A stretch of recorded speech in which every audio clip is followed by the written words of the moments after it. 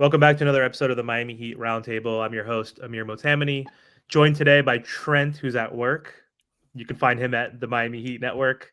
I also got Martel. You can find him at the Miami Heat Zone podcast. And we have a special guest today joining us. We have Major Passons, or is it Passons? I don't know if I said that correctly. Passons. You're right. Passons.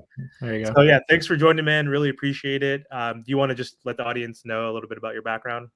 Yeah, so I write about the Miami Heat and Skyforce, the G League team for 5 Reasons Sports Network.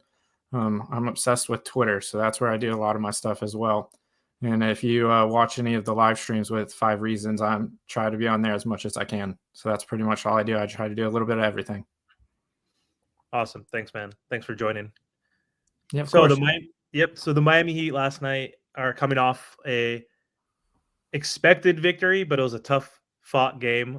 We played against the Portland Trailblazers last night, and God, that first quarter was horrendous. Like Jimmy Butler just didn't care, only took one shot. Just we were disengaged. We looked tired. We looked like we were playing on a back-to-back.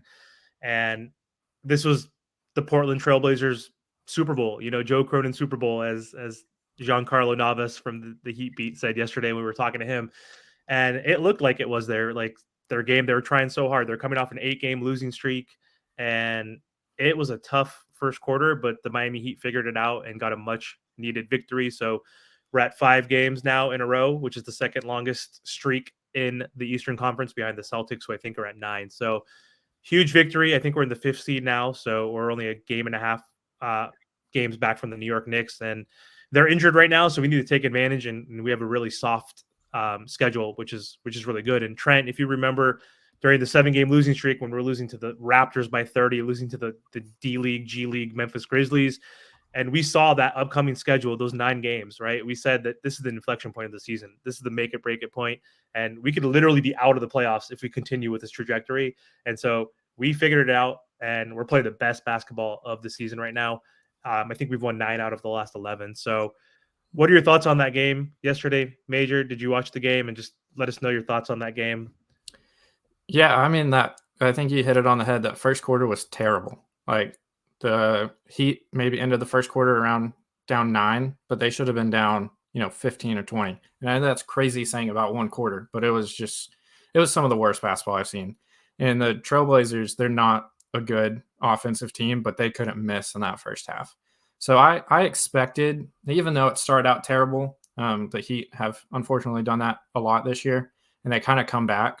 So I expected them to still win by double digits, but Portland put up a better fight than I thought they would, to be honest with you. And I guess they're pumped up. They wanted to show, hey, we were a better package. We're better players for Dame. I think that actually does play into it, even though a lot of those guys didn't play. But like Ayton, he started out pretty good, and I know he couldn't play the second half, and that could impact it a little bit. But the real story of the game was the 3-point shooting. Started out, Portland was hitting everything. Second half, Portland, wasn't making a single thing. And Jimmy kind of woke up, and then Bam kind of woke up on the defensive end. And Terry, he hit one shot and then started hitting them all. So I just thought it was a classic example of one team is really up for the game. The other team, not quite as much at the start. I know it was a back-to-back, but, Jimmy didn't play in the first game. He was suspended, so he doesn't have that excuse. And then they just, the better team came out whenever it was needed most. Whenever it got tight, the better team came out. So why do you think that the Miami Heat play better sometimes when we have multiple guys out compared to when everyone's healthy? So I think part of that reason is like there's no question of who they're going to go to. So like whenever, Jimmy was out and Tyler's been out, you had Bam, and they played as Bam with the hub against, the Kings. Yeah, against the Kings. Bam was the hub, and Bam was being decisive. And so there was no question, who's going to get the ball? Is it going to be Herro this time? Is it going to be Jimmy this time? I was like, Bam's getting the ball. All right. And then if it wasn't Bam, it was Hawkes. Like that was a very clear lineage for it. And so the Heat get in trouble whenever they're like, we're going to take turns. It's Jimmy's turn this time. It's Herro's turn this time. It's Bam's turn this time. But whenever there's like a clear, hey, you're going out there to play a role. Kevin Love isn't going to be like, am I going to be the focal point of the offense tonight? Duncan Robinson isn't going to be like, am I going to be the point guard tonight? they're there to play a specific role. So when guys are just more free flowing like that, instead of trying to think and, make other people happy, they're just playing. Yeah, I agree. Like Jimmy, like when his usage is up, like we rely on him to get our buckets in that mid post down low. But when he's not there, there's better spacing and just the ball moves around a lot better. To your point, especially with Herro and Jimmy on the floor, it seems like those two take turns the most. So I think it's great because guys step up. They're all NBA players. They all like have egos and skill sets, and they think they're better than they are. You have to be at that level. So players like Jaime at the Kings, knew Jimmy's out, so they had to run the offense through him to a certain degree. And like they don't call plays for Jaime when Jimmy's in that post. Like he defers. Like he understands his role, and they understand that they're good enough. And as cliche as it sounds, whatever UD would always say, like the guys have to stay ready so they don't like have to get ready. So basically they're always ready. Like Duncan has like more responsibility and he's developed his skill set as a better playmaker. Obviously, he could put the ball on the floor now. Before he could only just catch and shoot and make crazy difficult shots. But if you rush him off the line, like he has a different skill set and he knows he needs to step up and play in a different way. And he did specifically against the Kings. So I think that's one reason too. But ultimately we still want our best players available. As weird as it like as it has been, like that we do step up when we're shorthanded, but we still ultimately want to be healthy. We still want Tyler obviously in there with Rozier, even though that fit hasn't been the best. But speaking of Rozier, Trent, what are your thoughts on him? I think that was probably one of his best games in the 11 games that he's been with the Heat so far. Yeah, listen. Hey, nice to meet you, my man. Glad you got on the show.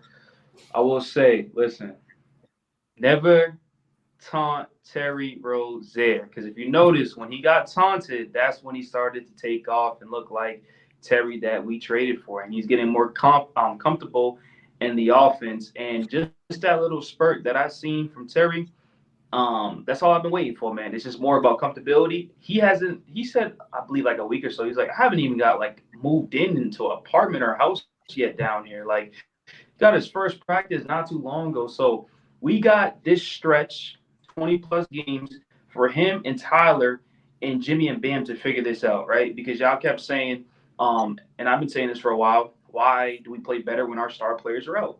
And I think that's one of my biggest concerns, because if we're going to win, we need everybody there. We can't go into the playoff series and be like, oh, let's play the Nuggets with shorthanded. No, we will get swept. So we need to figure this out. And this is why we have the greatest coach, personally, in my opinion, in the NBA right now. And he needs to figure this out, the rotation and how Terry and Tyler can be stagnant, or Jimmy and whatever the case may be, Jaime, because Jaime looks like a different person when certain players are out, right?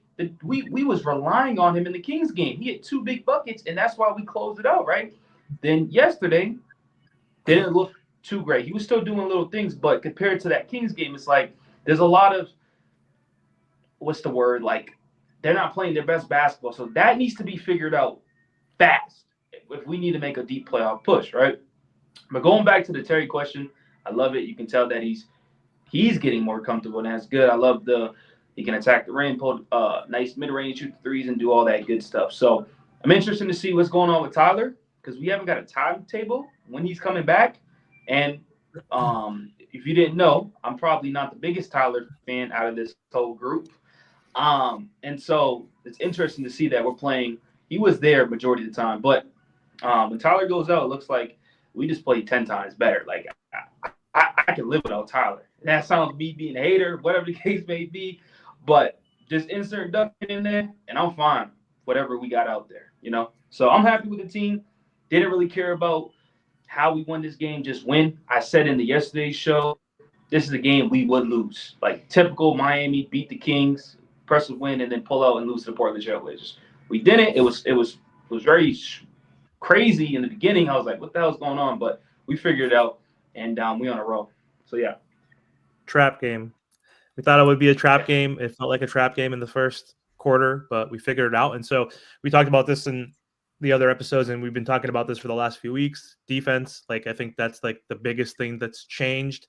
Offensive rating 114. We're at 22 now. We were at 25. Like, hey, we're creeping up. Like, offense is improving for sure, but that's never going to be the Heat's identity. We don't have a Devin Booker. We don't have a Kevin Durant type of scorer, Steph Curry. But defense, we were at 14 or 15 at one point, middle of the pack, which was just not Miami Heat basketball. So now we're at 8th, like we're at 113.4.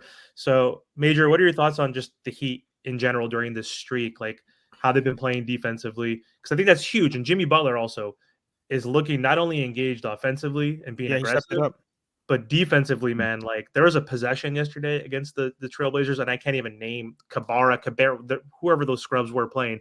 There was a play where he stripped a guy, but Portland got the ball back. Another player got the ball, and then Jimmy stripped that guy right afterwards. Like that play, like showed like his intensity on the defensive end has been amazing, I think. So, what are your thoughts on just the defense in general and how they've been stepping up as the number 1 defense in the month of February? Yeah, I mean, it's just urgency, right? Like they're playing like they need to win. Like they're playing like they need to get stops. For whatever reason, like the Heat go through phases every year to where they play like they think that they're really good. And I do think they are really good, but whenever you play like you think you're really good, bad things tend to happen. And I mean, they talked about it year after year since Jimmy's been there. We think we're better than we are. We think we're better than you are. We think we can win this game easily. And it's the NBA, right? Especially like 2024 NBA. There's talent everywhere, especially offensive talent specifically. So a guy can get hot for 35 on any given night on any team, right?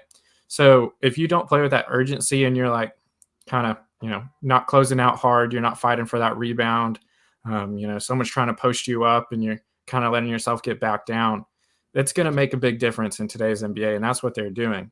So like that possession that you're alluding to, if I remember correctly, it was like 88-90 too. And so it was a pretty big possession. It was when the game was starting to turn and Jimmy was just out of this world. Like he even said it's about that time. We all know after the All-Star break is when Jimmy really starts ramping it up and puts the team on his back. And he was doing that. So 88-90, like you said, someone tries to go up for a shot. He strips them.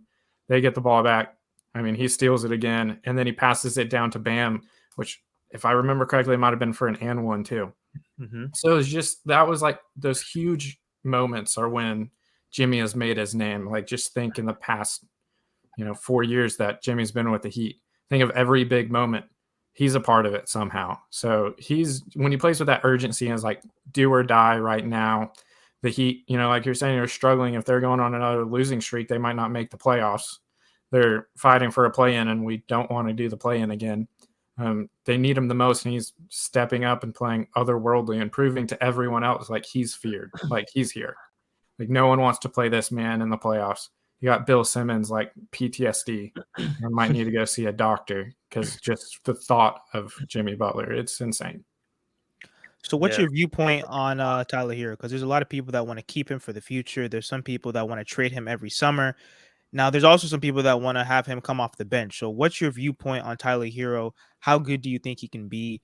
And what's his potential with the Miami Heat going forward? I think Herro, like I'm kind of in the middle of those two camps, right? Like I'm fine, honestly, with trading him for the right trade. He's not like you don't just trade great players. You don't just get rid of them for role players. So like I always hated that. And that's my pushback on that. But if there's a better fit for a guy that's just as good or, slightly under, but it's a better fit, that makes sense. I think he's like a fringe all-star guy. So I think he might make it a couple times, once or twice in his career, but he's always going to be in that conversation. Guy that makes me think of like CJ McCollum in his prime. He was always like that next man that would make it. Like he was always in that tier of like, CJ was good enough to be an all-star, but he's not going to go ahead of someone else. CJ never ended up making one, but I can see Tyler, especially in the East. It seems like year after year, the East have, less all-star worthy players. So I think he can make it a couple of times. So I'm fine if he's on the team. They might need to figure something out. I don't expect Jimmy to play for too much longer, just to be honest with you. So, the fit with Jimmy would kind of solve itself once Jimmy is no longer playing. But if there's someone better and someone, a better fit that's around the same, just as good, might as well. But do you think he's good enough to be like the third best option on this Miami Heat team? Are you saying for a championship or? Yes. So like for all the runs, even though he's been hurt for all of them, but I'm saying for this run specifically, do you think he can back up Jimmy and Bam? Do you think he'll be able to show up going forward? You know So what I mean? I think Hit those timely buckets and just be, you know what I mean? Be the player that we need him to be. You know what I mean? Yeah, I mean, I think I feel like that's a hard question to answer right now, to be honest with you, because like he does keep getting hurt. So like we can't see it in the playoffs, unfortunately. Like I think he could prove it. But if he's playing how he has recently with Terry, of he's playing more off ball, not taking as many shots and facilitating a little bit more, I think that Herro can be the third offensive player for sure. Now, if earlier in the year when he was taking more of the shots and demanding the ball more and being the focal point of the offense, I don't personally think so, because I think that also takes away from what the other two players in Jimmy and Bam do best as well. So I don't think that's really Herro's fault, to be fair. But I mean, it's all about the fit, right? And if he's healthy. So I think it's a really hard question, because you see both sides of it. Mm-hmm. I agree, because I think if he can kind of step back, he's never going to go to the bench. We've talked about that too much. I don't want to talk about that on this episode. But if he accepts the role kind of like Terry has, who's obviously it's a little different because he got traded midseason. He wasn't drafted by the Heat. He is understanding that I'm not going to score 24 points a game because I'm not on a crappy team. Like post-game interview, I think yesterday or after the Kings game, he's like, it's different here. This is like, we're playing for something. Like this is a winning culture. So I don't care if I'm averaging 13 points per game. Like he obviously that average should be more like 16, 17. He's just been shooting very inefficiently. Finally had a good game yesterday where he shot above 50%. But Terry understands that. And Tyler has, to a certain degree, with Terry in the lineup, where he is taking 12 to 14 shots. And if he could be consistent and effective and shoot 40% from three, 45% from the field, get you like 16 to 18 points also, I think that's when he's going to be the most effective. Because like when we want him to be our Devin Booker, he's not consistent enough, because he is a 3-level scorer to a certain degree, but he's not the best 3-level scorer. Like he focuses a lot on the mid-range pull-up jumper or threes. Like he can get to the floater, and recently he's been playing downhill and actually playing through contact, like against the Sixers and a few other games before he got hurt. He was actually being more aggressive. So I think that's an issue too, because we want him to score 24, 25. And Jimmy says fine. Like Jimmy probably would allow that in the regular season, but he's just too inconsistent. He'll have a 9-point game, a 13-point game, then you have a 24-point game. So there's a lot of pressure on him. But I agree. Like I think he could be our third best player. I guess he just needs to play within a certain role now that we have Terry Rozier on the team. So, but I want to talk about one other guy too, real quick though. So Duncan Robinson, the last guy that played that we didn't really talk about against the Portland Trail Blazers, who stepped up big after having a horrible shooting game against the Kings where he was 1 for 11, like 0 for 8 from 3. He stepped up big time, 4 for 6 from 3, 17 points. Like, what is it about him in the starting lineup? We don't need to talk about how we should put him in the starting lineup, but like, what is it about him playing so effectively? Do you think it's just playing next to Bam and Jimmy? Like, why does he play so well? Like, his points are like at 18 points per game. We've won like 20 out of the last 30 games with him starting, so it's kind of wild. I think it's like the fit, right? And Heat Twitter hates the word gravity, but like it's a thing, and that's why people started hating it, because we kept saying it. Like, Jimmy, it's not a 3-point shooter. He shot him at a good clip, and he makes the open ones now. He's more willing, but he's not like a 3-point shooter even to the extent like Herro is. Herro is a good 3-point shooter. Duncan doesn't need the ball, though, like Herro does, to be as effective for what his skill set is. So Duncan, if you watch him, he is literally never not moving. He is running 24/7. That makes the defense have to react to, what Duncan's doing, but then they also have to worry about Jimmy and worry about Bam. And I mean, Duncan and Bam were just born to play with each other. I don't know what has happened to make them the perfect pairing, but they are just insane to play together. And then, it helps when you're top 5 shooter on the planet. So, and he's back to that. He is otherworldly right now. And I want to point out, even though he had a terrible shooting game against the Kings, like that's the evolution of Duncan, is he still actually had a productive game. So like he was still impacting the game in a positive light, which Duncan 2 years ago or last year, even a bad shooting game is don't play Duncan. But now, even if he's having a bad shooting game, he attacks closeouts really well. So if they don't close out hard, he'll shoot the 3 and more than likely make it. if they attack too hard, he'll put the ball on the floor and, he'll pass it to whoever's open, or he'll, start taking layups and floaters and stuff. I think it's just his game is made to be seamless with guys that have the ball. Yeah, I would say this, man, right? Kind of going into like another direction, right? These 20 games are important, but we all know the goal, and we all know what's coming up next. It's the postseason, right? And I had a conversation with everybody yesterday about let me use better wording because Heat fans get upset. Who do we fear? I don't think we fear anybody, but what I'm talking about as a first round matchup, like who do we want to avoid in the sense of like the Bucks or the Knicks or Pacers or whatever team that's in around the 4, 5, 6, 7. Is there a team that like we know we can beat, but it's going to be a headache in that first round? Because I think we're going to be around like the 4 or 5. I don't think we catch up to 3 or anything like that, but I think we're going to be around that conversation, for anybody in here. If you're talking about who I'm pretty confident we'll beat, but it'll be like really annoying. Yeah. That's the Knicks. Like, I mean, I think we will beat them, but I think it'll be extremely annoying. And I guess that's credit to them. I always love those teams, like the Raptors a couple years ago. I was always like, please don't play the Raptors in the first round. We'll win, but it'll be a miserable 5-6 games. And like, that's how I feel about the Knicks. So personally, it's funny that you say that because I'm the only one out of everybody in the group I said the Knicks. And I know the Knicks are not healthy, but they're good. I think they're very, very good. And they improve their roster. When everybody gets back healthy on that team, I personally don't want to deal with them in the first round. I don't. I know we beat them last year, but they improved their roster. And I know Amir says Jalen Brunson can't be that number one guy, but man, Jalen Brunson fares me. But we can give him that Trae Young treatment because when he's coming off screens and seeing multiple wing defenders, it's going to be pretty tough for him. You're right. And this is why the Knicks, though, they went out there and said, okay, I know OG is not known as like the greatest offensive player, but last year you're going to Julius Randle. This year you're going to a couple more options, right? OG, Julius, Bojan. Like they have other options over there that can like score. They just got to figure it out, Yeah, I agree. Mm-hmm. And OG's literally like the best 3-and-D type of player. Like we talk about our 3-and-D players.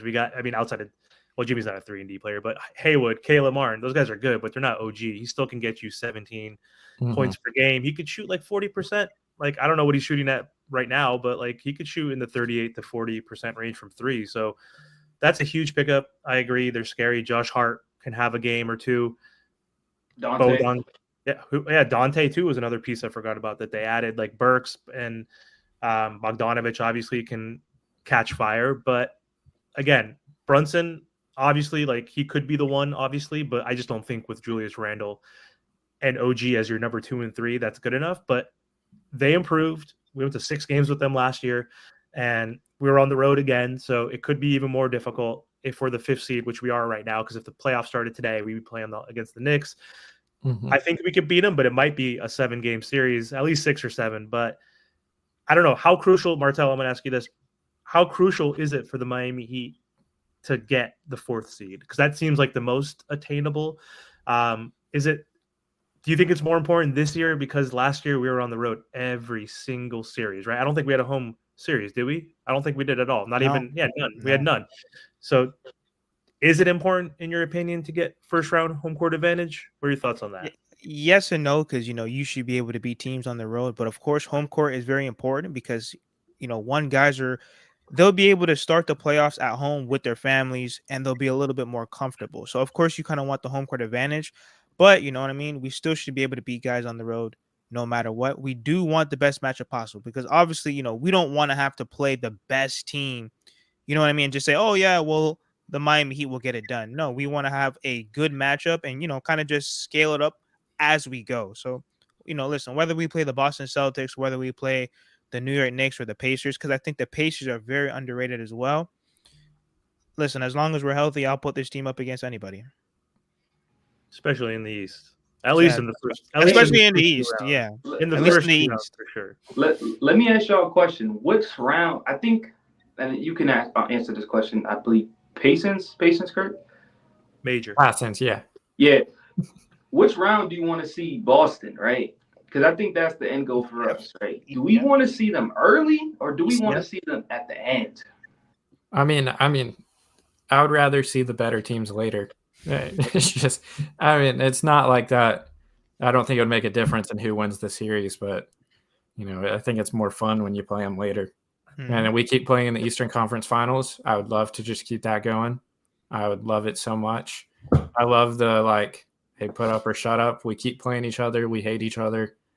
That's a risk I'm willing to take of losing a series to beat them. And I think that's what the Heat, the competitors, they're ultra competitors, right? And I think they want to send the Celtics home again. And we will. Yeah, damn right. Yeah, if we play them, we will. No, I can't stand Celtics. Wait, and I live in Boston. He lives in Boston. Yeah, Trent is a Miami Heat fan that lives in Boston that didn't choose to root for the Boston Celtics growing up there, which is kind of crazy. So, but how will the Miami Heat match up with their size though? Because with Porzingis, as you can see, he can shoot over it. At the mid post, the free throw line, he's pretty much shooting over everybody. So, how do you think the Miami Heat will really match up with them? I'm not really worried about the Milwaukee Bucks. Dame doesn't want to be there. Doc Rivers, he's absolutely terrible. So I'm not really worried about anyone else, but how will the Miami Heat match up with Drew Holiday and Porzingis? Because those are some big additions that they made. I mean, who's our point forward, baby? That's in our rotation. Who's been getting more minutes? I mean, can it be Jovic? I don't know if we trust him at this point, honestly, but I mean, he's got the size. Like, he's getting a little better, I think. Like, with Drew, it's going to be Jimmy and Caleb and a few other guys, but who do you think, Trent? You think that makes sense? Do you think he'll be in? I don't know if he's gonna be in the rotation, but we'll see. I don't think so. I don't. You listen. We are not gonna be able to stop it. We just need to slow it down. You throw in Jaime, you throw in Caleb, you throw in Haywood Highsmith. That's it. You can't throw unless Jovic comes out there and is playing incredible basketball in the playoffs. I don't think you could play him. He's too young, too bright of a star, too bright of. It's too big. It's too big of a moment. So you go up there, who you ride with, who you've been riding with for the whole season, just throw bodies at him. I think that will affect them more. Porzingis is fragile. He can shoot over you, but he's fragile. Put more bodies on him. Bam, Jimmy, toughen him up. Get him in foul trouble. Foul. I think that's the best way. I don't think we can have any option to okay, we're gonna slow him down or take him out the game. Our roster's not constructed like that. We just gotta go out there, play tough basketball, force Jaylen Brown left. And let's go beat these bums. You know who's going to stop KP? His ligaments, his bones. He's going to. That's if you can get to the Eastern Conference Finals, because the playoffs are more rugged and it's more bang bang in the playoffs. Who knows? He might not even be there with his. That might be the biggest thing. Yeah. But Bam would obviously guard him. I don't know why I was thinking in my head that Bam would help probably with Jason Tatum, but I don't know if he's going to guard Tatum. It's probably going to be like Haywood or Caleb. It's going to be on Tatum or Jimmy even, right? Because I mean, who's going to? Well, because we had Kyle Lowry was guarding Jaylen Brown. Remember? Because that size advantage was ridiculous, but he was so slow and couldn't stop the point of attack at all. So I feel like Kyle was guarding Jaylen to a certain degree last year. But what do you think those matchups would look like in the playoffs? Yeah, I mean, to be honest, I don't know. There's a lot of variables, and it's going to be who's playing good around that time. If Haywood's playing good, he's going to play more. If Caleb's playing good, he's going to play more. If Hawkes is playing good, he's going to play more. It's going to be, I think, game by game. And I think that's the good thing the Heat have in their depth, but it's also you would like to know who's playing at the same time.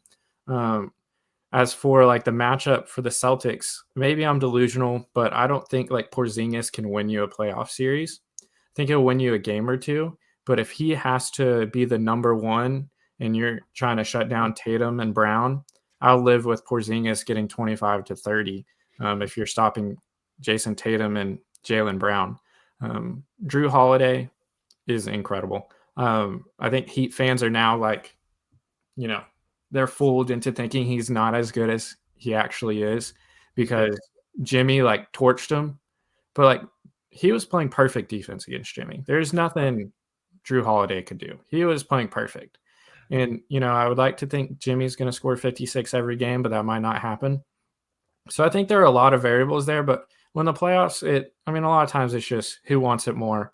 It's nothing ever goes to plan, and who's going to be ready for a dogfight. And I will put the Heat up against anyone in a dogfight. Like, they're built for that. Unless they're playing the rematch from last year in the finals, which I could segue into. We're playing the Denver Nuggets next. So we haven't played them yet, and we're playing them twice in the next 2 weeks. So we're playing them tomorrow. Heat are on a 5-game winning streak. Martel, predictions, thoughts, and guess what? Tyler Herro is probably not going to play again. So we're not going to be able to see what Tyler could have done. But we have Terry Rozier. We have DeLon Wright. We have Jaime Jaquez. We have a few different pieces that we could see how they play and match up, right? We don't have Gabe Vincent on Aaron Gordon, which don't get me started on that last year. But Martel, what are your thoughts? Do you think we get this game tomorrow? Like, how important is this game? How up are we going to be for this game? Just what are your predictions for tomorrow? Well, for some strange reason, we can never win in Denver. But Never. like I said earlier, that's still not an excuse, man. We still got to continue the momentum that we have. Trust one another and try our best. Like, I know that we're still not fully healthy, but I still think we have enough to get it done. We're not going to stop Jokic, but all we could do is try to slow him down. That's it, and get him into foul trouble. Yeah, what do you think, Major? What's your prediction? Think we got a shot?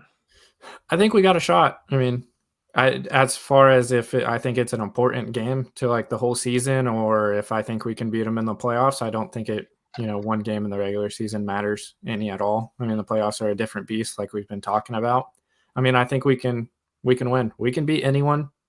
I mean, I firmly believe that on any given night, the Heat can beat anyone. So in a 1-game thing, I'm never going to say, oh, they don't have a chance. Yeah, I agree. And this would be a huge victory if we can get that streak up to 6, win 10 out of the last 12, but beating a Denver Nuggets team on the road. I mean, we did win one time last year in the playoffs, right? But in the regular season, I don't think we've beaten them. I don't even know since 2018 or even further back. Shit. I mean, yeah, it's been like at least 4 or 5 years since we beat them in the regular season, which is at least 8 to 10 games, right? Because that's actually 1 game on the road. So it's been like 6 or 7 games we haven't beat them on the road.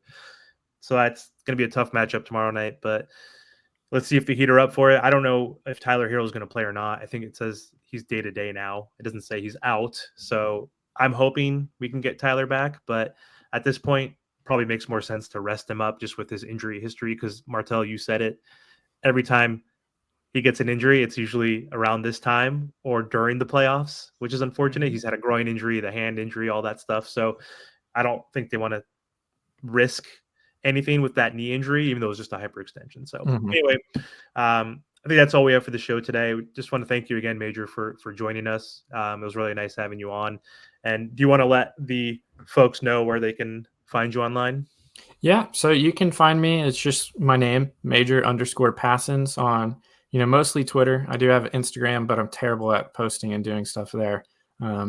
So mainly Twitter, Major_Passons, and then just 5 Reasons Sports Network is where you can find all my articles and stuff like that.